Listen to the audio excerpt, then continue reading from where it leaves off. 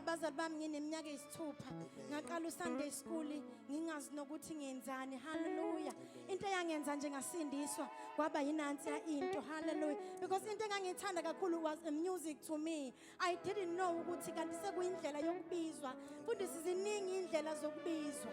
Kukhona nje enye into engabizelwa ngayo ngathi uma ngifika I find a home entsindisweni ngafike ngathola uthando ila khona engazi khona ukuthi whenever I have problems iyodwa indawo engikhala kuyo. Hallelujah.